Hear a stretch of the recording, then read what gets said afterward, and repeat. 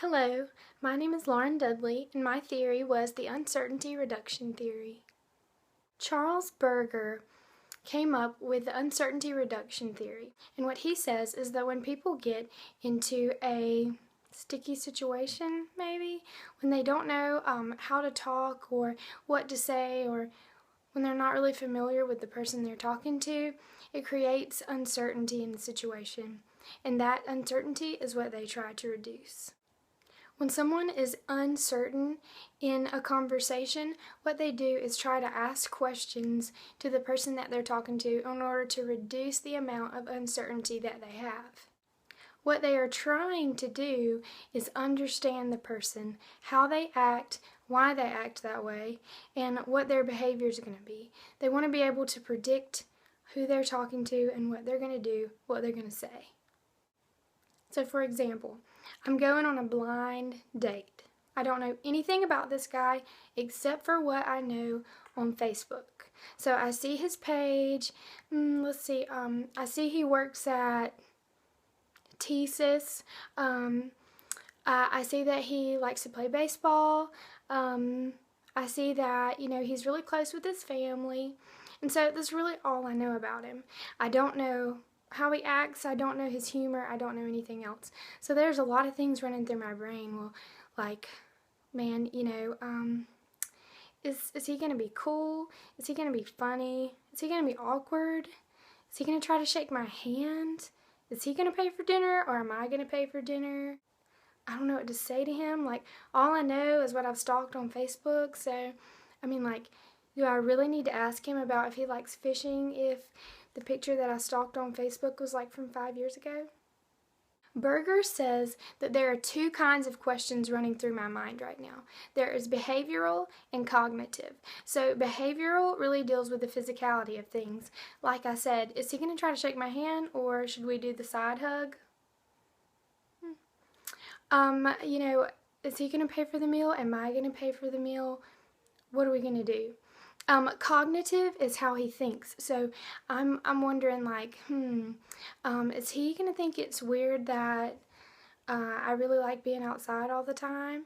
Or I wonder how he's going to treat the waitress. Is he going to be nice? What makes him happy? What makes him sad? What kind of things does he think is fun? Why does he like playing baseball? He's like 28 now. More than likely, on this date, we're going to spend the whole time asking each other questions and talking. So Berger suggests that the way that we reduce this uncertainty is through 8 axioms. Axioms are universal truths. So there are things like every human is created equally, something that you don't really rebuttal and everyone accepts. So there are a lot of questions and doubts and uncertainties that I have about this guy, since I don't know anything about him. So how am I going to go about reducing this uncertainty that I have about him?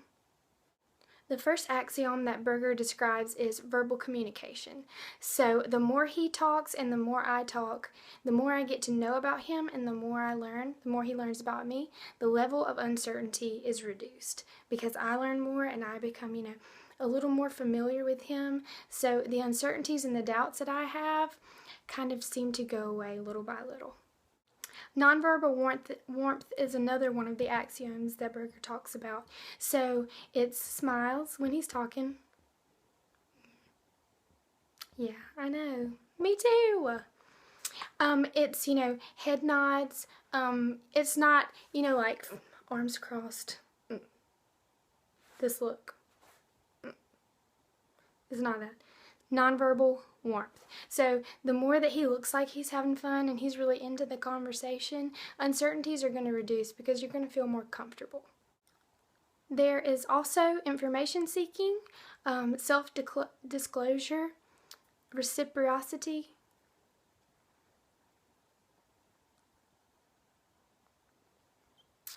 There is the similarity axiom.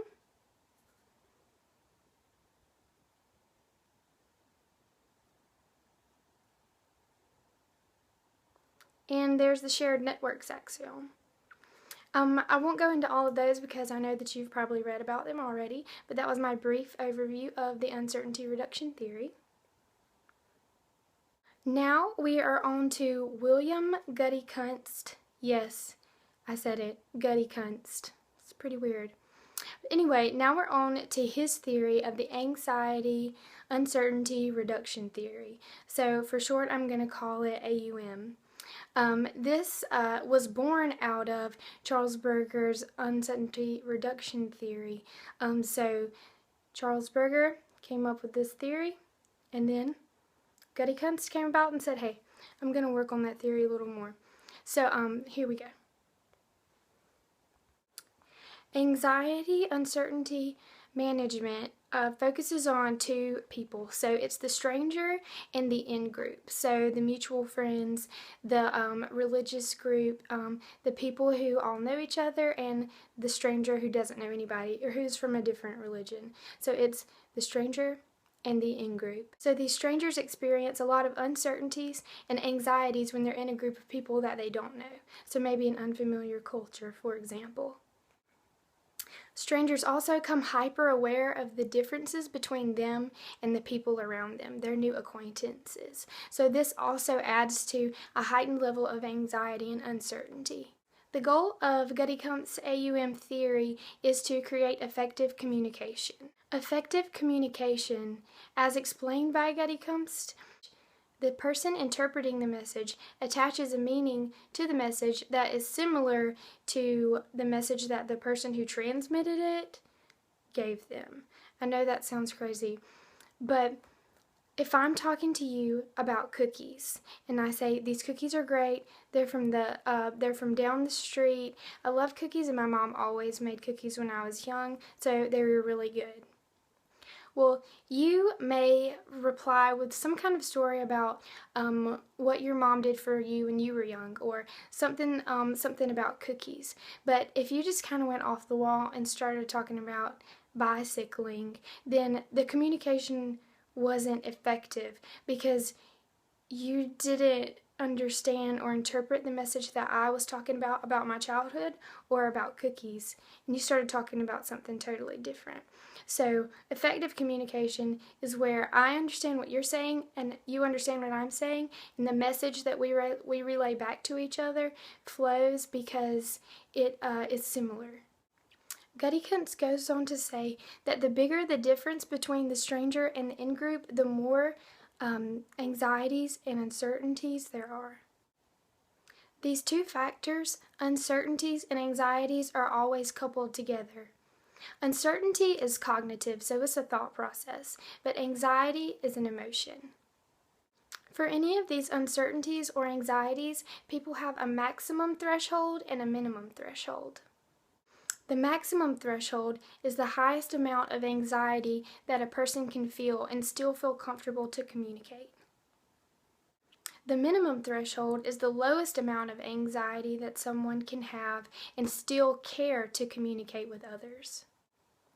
A small amount of uncertainty or anxiety in a situation is good, because if you go into a conversation actually thinking about, okay, what am I going to say? How am I going to act? How am I going to treat this person? How do I want them to feel? And how do I want them to think about me? That's a good thing, because it shows that you're being intentional with how you interact with them and how you treat them. So a small amount of anxiety and uncertainty is a good thing. When uncertainty or anxiety is below the minimum threshold, then people just don't care to communicate at all. They have no doubts, they have, no anxiety, they're not worried at all about the conversation or about even talking. So, they just don't really care to communicate at all in this sense. When anxiety and uncertainty is above the maximum threshold, that the anxiety is so high that there's a fear produced in these people. This creates a sinking into the shadows effect. They would rather just not talk at all. They're so nervous that they have so much on them, it's such a burden, that they just shut themselves off from the conversation. They don't even want to talk anymore. Another way for strangers to reduce their anxiety is to practice mindfulness. Being aware of one's own behavior is extremely profitable. Gutty-Kunst's mentor, William Howell, presented these 4 theories. Unconscious incompetence. When a person is unaware that they're misinterpreting someone's behavior. There's also conscious incompetence. That means that you know you're misinterpreting someone's behavior, but you don't do anything about it. Conscious competence. This goes along with the intentionality that I was talking about before. That means that you're constantly working to be a better communicator. Unconscious competence. This is when someone's communication skills are so advanced that they don't have to actively remember how to speak or listen. Other than mindfulness, Gutty-Kuntz describes 6 other axioms that help with better communication. The self-concept axiom proposes that when we know other people regard us highly, it reduces our anxiety levels, and we're able to perceive and predict how they're going to act better. The motivation to interact axiom suggests that we as humans have needs that need to be fulfilled in order to motivate us to communicate. The next axiom is social categorization. When a stranger categorizes in-groups and out-groups, it usually has more characteristics for the in-groups. But when it characterizes the out-group, it determines what members of that group will act like. The next axiom that Gutty-Kuntz suggests is the reaction to strangers axiom. Usually, we react better to strangers if we have similar beliefs. Not only the situational processes axiom depends on the situation that the stranger is in.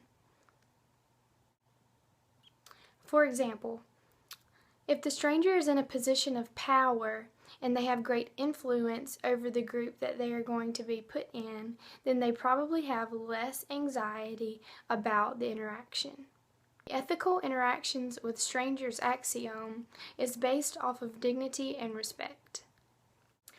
The ability to maintain the stranger that we're speaking with as well as our own dignity decreases anxiety levels within us and increases our ability to predict their actions. This is the last axiom that Gutty-Kuntz proposes. Thank you for your time. Thank you for your patience. I hope you learned a lot about the anxiety uncertainty management theory.